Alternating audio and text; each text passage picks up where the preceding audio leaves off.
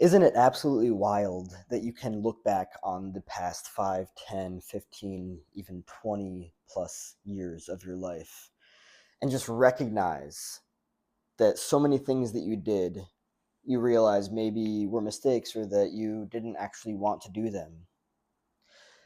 And then regret starts to settle in. But the wild thing is that no matter how much you regret it sometimes, no matter how much you sit with it sometimes, you actually just repeat the next 5, 10, 15, 20 plus years of your life the same fucking way that you did it previously. This would definitely scare the shit out of a lot of people. The reality of the matter is that we repeat patterns because it is comfortable and familiar. It oftentimes is less about what it is that we want, and oftentimes more about what it is that we're unaware of. And oftentimes, what it is that we're unaware of is the tie that we have, the connection to the comfortable, and even to go deeper, the familiar. Because the root of familial, really has to do with family. The reason that the future of our lives tends to look like whatever it is that happened early on is because we tend to repeat patterns of comfort and familiarity from childhood. Whatever it is that we learned in childhood, we tend to act out later on. And it doesn't matter if we get to 40, 50, 60, 70, 80, and we reflect, we look back and we're like, oh shit, I regret that. It doesn't matter. What matters is whether or not we're aware of what it is that's actually happening or not. You can regret the hell out of whatever it is that you want to regret the hell out of. Is it actually going to change? Are you actually going to change the direction? It's not about getting up and screaming at yourself in the mirror to get yourself to change. It's not about being hard on yourself. It's about recognizing the root. In Freudian psychology, there's this fascinating thing called repetition compulsion, for those that are unfamiliar with it. Repetition compulsion is basically if you had, it's really just a matter of whatever it is that you learned in childhood. If you had a healthier childhood, you'll repeat patterns based on that. If you had an unhealthy childhood and were raised in survival, you're going to repeat patterns based on that. It's really about what it is that you learned in childhood. So then in adulthood, it's all about unlearning those toxic patterns. It's all about unlearning the masochistic love. You want a healthy loving relationship, you're going to have to heal the masochistic parts. You want better experiences moving forward, you're going to have to heal the poison, the unhealthy dynamics that really fucked things up to begin with. Life only changes when you actually get to the root of what it is that changes things.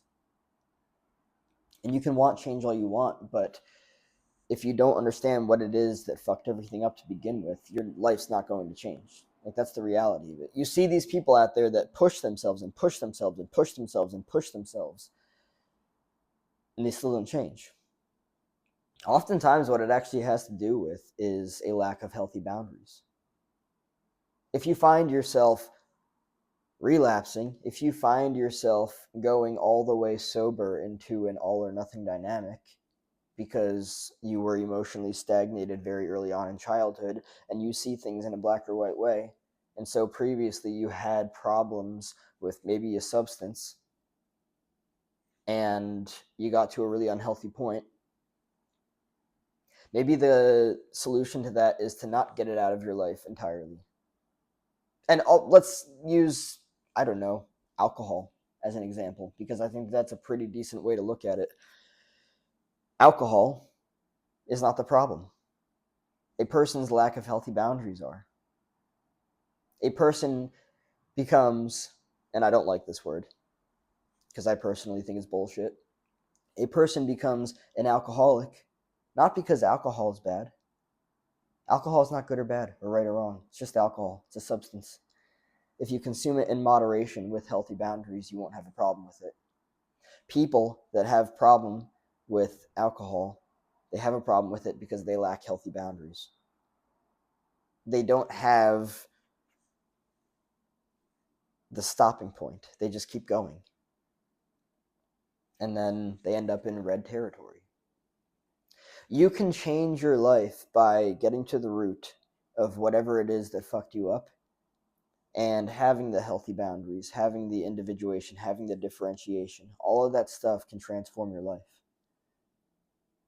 And let me just say real quick that healthy boundaries are one of the most important things to a healthy life.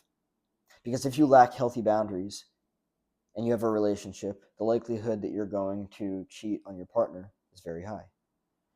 If you lack healthy boundaries and you like alcohol, the likelihood that you're going to consistently be drunk and do things that are not healthy to your life are very high. If you lack healthy boundaries and you want to get stuff done, the likelihood that you're not going to be consistent is very high. Like, healthy boundaries is one of the biggest solutions to a life of cracks and breaks and all of that stuff. If you lack healthy boundaries, the likelihood that you're going to do things that go into unhealth and excessive unhealth is very high. How wild is that? It doesn't matter how much you reflect on your life and how much you see that you need to regret. Oftentimes, it really doesn't matter. What does matter is recognizing what actually needs to be done in order to move forward in a healthy way. Isn't that wild, though?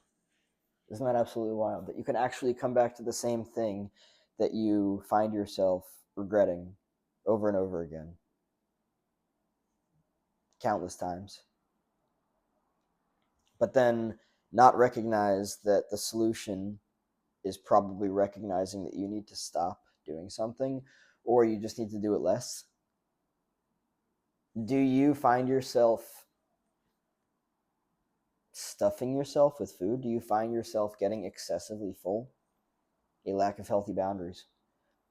Oh, also, why are you doing it? Are you doing it to numb something? Are you utilizing food to distract yourself from emotions? It's absolutely wild to me how much of a solution healthy boundaries can be to a dysfunctional and unhealthy life. And again, it doesn't matter if it is excessive alcohol consumption. It doesn't matter if it is infidelity outside of relationships. It doesn't matter what it is. Whatever it is, where do you say no? When do you say no? Do you say no? Are you not saying no?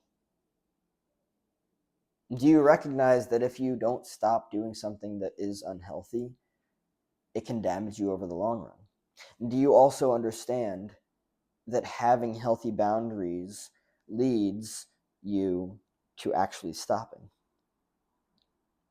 If you lack healthy boundaries and you eat a lot of food, but you also do so for the purpose of avoiding emotions, do you realize that the healthy boundary says, stop eating food, sit with your emotions, they're just emotions, they're not going to hurt you. Well, I mean, of course, they're not going to kill you. They're just emotions. They're just emotions. It's just pain. And so seeing that for what it is, recognizing that for what it is, transforms everything. I'm totally mind blown at how much healthy boundaries can positively and in a healthy way, healthy boundaries can transform somebody's life. It's fascinating. It's so fascinating. It really is. So many people that struggle with so many different things in life, it's often because they lack healthy boundaries. And if they were to implement healthy boundaries, it would actually transform their life in exceedingly powerful ways. Exceedingly good boundaries keep you out of an exceedingly unhealthy life. That's the reality of it.